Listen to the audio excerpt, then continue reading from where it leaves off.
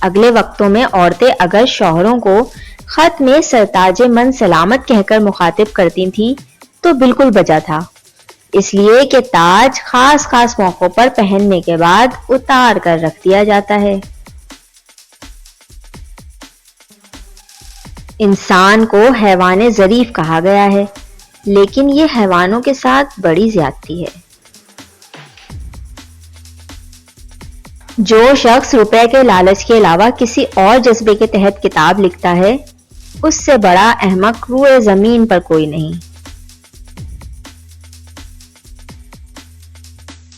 Genuine شاعر کی پہچان ہی یہ ہے کہ وہ اپنے علاوہ صرف میر اور غالب کو اوپری دل سے شاعر تسلیم کر لیتا ہے، وہ بھی محض اس لیے کہ وہ بروقت وفات پا چکے ہیں۔ آج کل بعض اہل قلم بڑی کوشش اور کاوش سے غلط زبان لکھ رہے ہیں۔ ہاں، کبھی کبھار بے دہانی یا محض الکس میں صحیح زبان لکھ جائیں تو اور بات ہے، بھول چوک کس سے نہیں ہوتی۔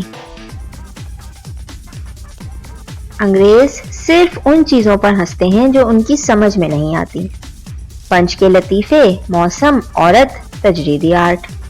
اس کے برعکس ہم لوگ ان چیزوں پر ہنستے ہیں جو اب ہماری سمجھ میں آ گئی ہیں، مثلاً انگریز، عشق یا شاعری، روپیہ کمانے کی ترکیبیں، بنیادی جمہوریت۔ حقہ پینے سے تفکرات پاس نہیں پھٹکتے، بلکہ اگر تمباکو خراب ہو تو تفکرات ہی پر کیا موقوف ہے، کوئی بھی پاس نہیں پھٹکتا۔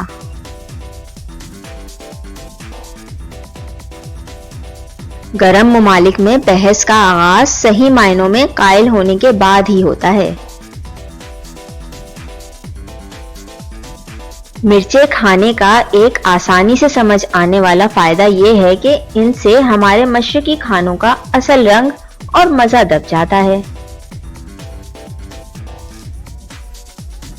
دانستہ دل آزاری ہمارے مشرب میں گناہ ہے، لہٰذا ہم اپنی اصل رائے کا اظہار صرف نشے اور غصے کے عالم میں کرتے ہیں۔